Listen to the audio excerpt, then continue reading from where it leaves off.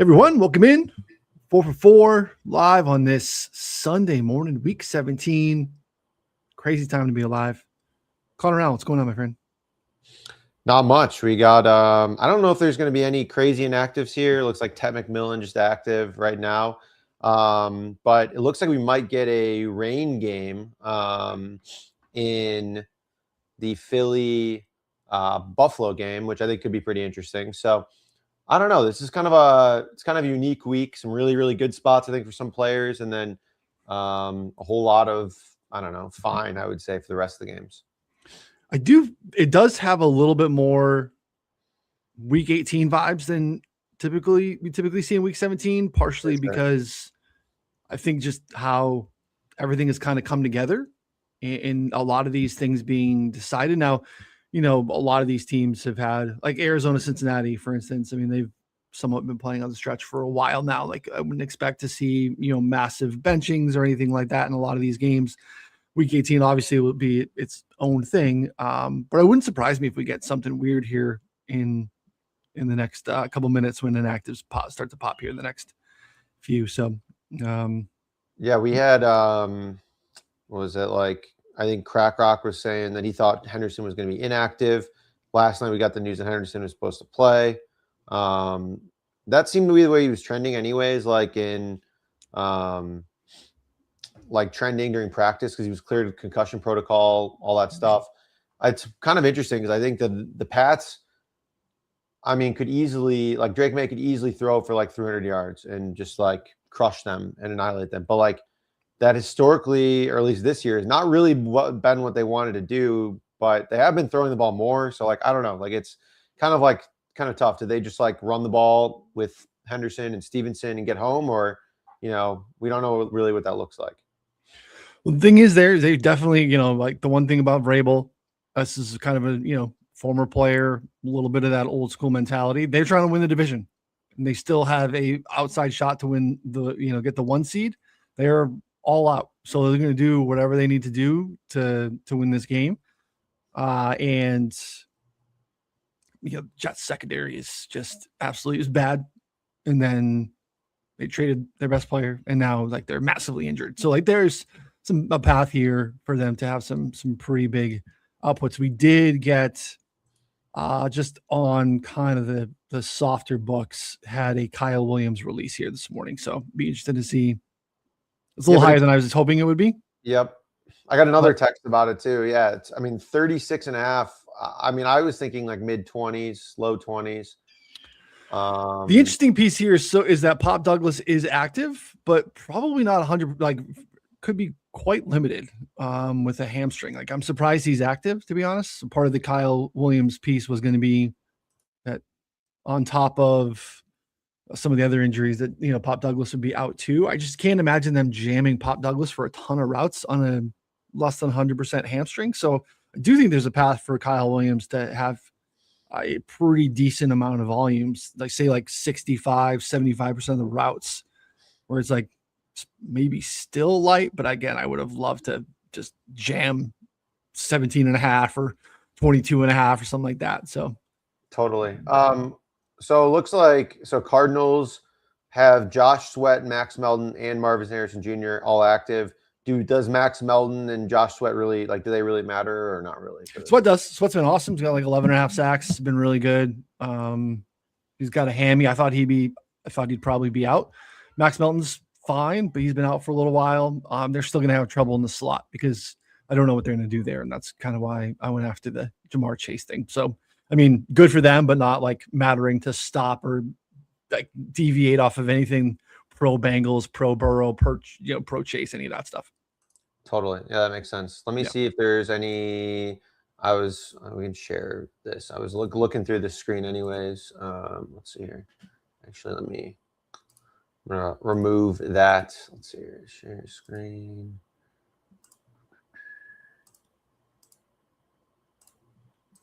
There we go. And pop this sucker off here. So yeah, I was looking through some of the stuff here. I kind of think I was going to play a Taysom Hill under. Hitman beat me to it. It was like 20.5. I mean, he talked about openly how they were like, yeah, we just like tried to get him the ball because it was his last game, home game. That seems kind of ridiculous though. Like, what, they just like don't care enough that they're just like jamming Taysom Hill, or like, I don't know, he means that much to their franchise. I don't know. Very strange. It's strange. The whole thing is strange. I kind of worried about that a little bit, but I don't know. It's one of those where like I think Estime is probably too low if he gets more of the work. You know what I mean? But he's at like 30.5. Titans run defense has played pretty well too. So a lot of different options here. Travis Etienne down to 63.5 rushing yards. I mean, it's below my threshold, of 69 or whatever. So That's curious. And I know you had mentioned on the prop show on Friday, there's some coach speak around getting him more involved, Tootin inactive. yeah. I played a little bit of plus money. I think I played 100 plus on ETN at like plus 140 late last night. I don't hate that because part of his like he's had games where the passing game work has been pretty massive. Tight ends, running backs have done a good job in pass catching against the Colts here. So if the coach speak read there is correct, again, another spot where full on for the Jags, like they need to go win this game. There's seeding to be played for there. So I don't know. I think it's interesting. Totally. Yeah, I think that's, I don't know, maybe some alts. I might play some alts for ETN. They were just talking about like getting the running game going and jamming him, and it's a great matchup to do that. So I think ETN's in a smash spot here. We did get some news that like Kittle's probably not going to play. I don't think there's too much to do with that. I mean, Pearsall is probably going to play, they said. I mean, he's always at like re-injury risk, it seems like. Like in game, guy just like, it looks like he pulls a hammy like 2 to 3 times a game, basically, when he's out there. So I don't know. Any other spots you're looking at? No, I want some more tackles to be widely available. So let's talk about let's look at the Steelers situation. It's so thin. It's disastrous, right? They now need the game. So, no DK Metcalf, no Calvin Austin. We're looking at it just Adam Thielen and MVS, I guess, in 2 receivers. 17 yards. That's hilarious. Like 1.5. You're going to get obviously a lot of tight ends. I mean, Kenneth Gainwell has been so heavily involved in passing game of late, even full strength. I feel like he's, always a little. Did you play receptions? I played reception. I played over 4.5 receptions at like plus 120. I don't know. He's been going over that like I think the last 3 games. He's got like I think 5, 6, and 7. Can't imagine he's less involved given the current makeup of the pass catching core. Aaron Rodgers, likes to get the ball out quick. Doesn't want to take any hits or sacks. I don't expect MVS and Thielen to be doing him any favors in terms of separating quickly. So I imagine Kenneth Gainwell's pretty heavily involved. Playing whack-a-mole at tight end is really tricky to do. It has been Washington a little bit more than anyone else of late. I feel okay about, Freiermuth as well, but I feel like there's something mispriced here in Pittsburgh. Even liking Jake's play on like under attempts on Rodgers, I still think they're going to have to complete some forward passes in this game. And I don't know, I feel like Gainwell's, in a pretty good spot at plus money.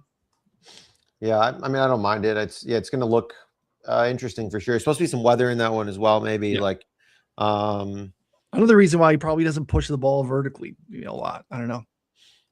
Yeah, I kind of agree there. I did mention that I played like a weather parlay. So if you go to FanDuel your way, I played because I think that there's like some crazy scenarios here where the Eagles just like throw the ball fewer than 15 times, basically. Oh, interesting. Caleb Johnson's inactive, by the way, for the Steelers. I thought we might see more of him. Yep. I think we would have seen a bunch of him if, last night went differently, right? So if they were kind of mailing it in, I think you would have seen, all those backs kind of split a little bit, but no Caleb. It's interesting. Yeah, I thought that was pretty interesting. So, if you go to FanDuel your way, if you go here, I played Jalen Hurts less than 150 passing yards, Saquon 100 plus rushing yards, And then AJ Brown less than 39, Dallas Goedert less than 20 receiving yards. I kind of think that Devonta could have a decent game, so I kind of left him out, just kind of being like the chain moving, like zone, kind of sitting in zone option. I mean, it's like 28-1. So like all that is not that crazy. It's all obviously correlated. And you could just get the extra juice because you're taking the alt unders. And so, I mean, the limits weren't great, but let me get down like $39 to win 1,100. So not bad there. Yeah, I think it's kind of just like a fun correlated way to play it because I think legit, like if they, as long as their defense kind of holds Buffalo and they don't like fall behind, like I think that Saquon could have just like a massive day. Yeah, let's hope so. Use that one too. I leaned into what I think we all expect to be a pretty massive shootout, or at least has the potential. I played some overs with Higgins and Chase and McBride and Burrow, just kind of leaning on some alts and receptions and got a nice little fat little SGP there. That's my kind of SGP of the day. It's perfect. I went for the ceiling. You're shooting your angles, Connor Allen, as always. With the weather, I like the look though, and I'm obviously in on Saquon too. So, it's kind of like a fun, low risk, high upside type of thing. But all right, let's see your EV tool real quick. Yeah, Mechie under 32.5. We released this at 31. We're seeing like 27. The sharper books. Yeah, I think that's still an awesome look. Bigsby under 11.5 yards. I kind of think that they run the ball a ton, as we just talked about. So I think the over here is pretty interesting. Like probably gets 2 or 3 carries. So slight disagreement there. It's crazy how much just MGM is just like asleep at the wheel here. Like this is nuts. Like the top 10 values are all in MGM. And so if you have an MGM account, just go crazy with all this. Like this is all, I'm not saying free money, but massively EV.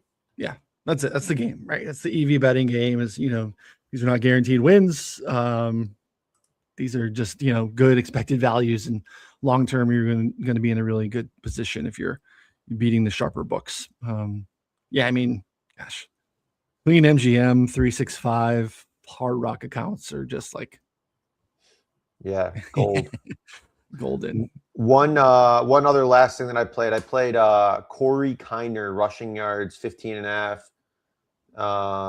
It's only at the shit books. It's never going to be posted by the real ones, but had 6 carries last week. I think he gets a little bit more run this week. So I'm in. I mean, this is like 4 or 5 carries. He had 6 last week. I think he probably gets another 5 or 6 against a terrible defense. So I think it's a pretty solid look. Yeah, it's a low number. I saw carries 4.5 at plus money too, which is also interesting. But I like, even if he doesn't get a ton of work, you can pop a 16 yards. ESPN bet had 7+ carries at like 3-1, and then they had 10 carries at 14-1. So I played a little bit of those. The limits were minuscule. Like my ESPN bet account just randomly, like, I don't know, they limit certain markets crazy, and then they like let me get down more on the prop at this point. I don't know. It was just very random because I keep withdrawing all my money because they let me get down nothing. And then I come back to it like a couple months later and it's like, oh, maybe you can bet something on this random one, but nothing else. So, you were saying it was better. It had been better of late. So I never know. I don't know. The rebranding of Score didn't help. No, I think they maintained the entire back end, unfortunately. Yeah, it looks the same in the front end too. Yeah. Cool. All right, well, that's all I had. Anything else? Yeah, I got nothing. There's no again weird slate because we had all these island games, and over Christmas and then 2 yesterday. So we just kind of 7 early, too late. Too late sucks. We're all gonna be watching the weather parlay come in here, Bills, Eagles in the afternoon because all we have is that in the Tank Bowl, which is also gonna be a fascinating watch because. Really want to see what happens there. I'm still flirting on my guy Jack Besh. Make sure the back's good for Jack Besh. I think he's going to be involved a little bit today. It's like 26.5 receiving yards. It's also just currently on kind of the shit books. So someone's going to catch some passes there today. And again, old school coach. I don't think Pete Carroll's trying to tank per se at this point. You got to get a look at your second round wide receiver. And see if he's worth his weight at all. And there's really no one else standing in his way. We're up to 27.5 there on MGM. Yeah. So I don't know. I think he's actually decent. and would like to see him get involved a little bit more. So maybe I'll make just the garbage parlay to get some access to it, because I don't think at this point we're going to see it widely available, and it's really speculative. Like there's no real bettable edge here other than it's a low number. I think he's decent and he's going to be out there a crap ton. So yeah, there are some bangers on the tackle side. I'm hoping here we have seen the late additions of like Caesars and Prop Builder post inactives here over the last couple of weeks, and I'm hoping that happens here very shortly. So that'll be for obviously subscribers in Discord. So I've been sharing those on social, and we've had a nice little run this week on share tackle stuff. Love it. Sweet. All right. Appreciate everyone hanging out with us as always. 4-4 live on YouTube, Move the Line, wherever you listen to podcasts. Connor and I will be back on Monday. Weird week. Everything is on Sunday, right? There's no Thursday night football. There's no Monday night football. It's week 18. They put everything together. So it's going to be a very interesting week to try to parse through what matters, what doesn't. There's not going to be a lot that matters. It's going to be a lot of trying to read the tea leaves, trying to look at historical trends of what coaches have done in these situations. Week 18 is its own beast. So this is should be our last normal slate. So you find some edges today, press them, because full slate of football is drying up on us. So, all right, let's go win some money, everyone. For Connor, I'm Ryan. We'll see you all next time. Thanks, everybody.